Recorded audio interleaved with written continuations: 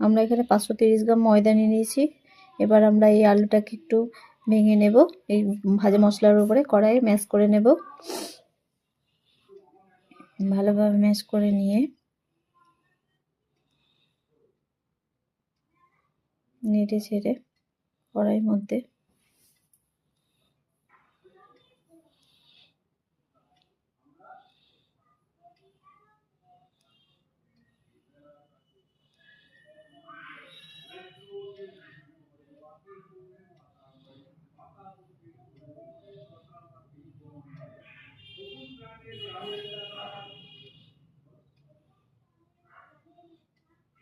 এবার ময়দার মধ্যে আমি সেটাকে ঢেলে নেব।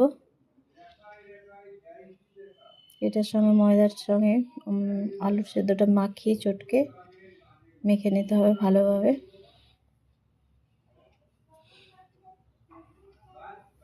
প্রথমে আমি একটু জল দেব না, এটা আলুটা দিয়ে মেখে নেব। প্রথমে পাতা দিলাম,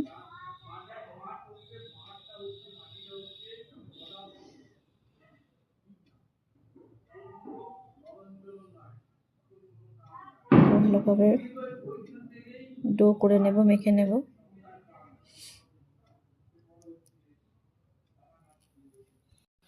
এবারে ভালো করে ময়দাটা মেখে নেব। আলু দিয়ে প্রথমে মাখবো, যদি আলুটা দিয়ে না মাখা হয় তাহলে একটু জল দিয়ে মেখে নেব। তখন আগে দেখি এটা হচ্ছে কিনা মাখাটা ঠিকভাবে।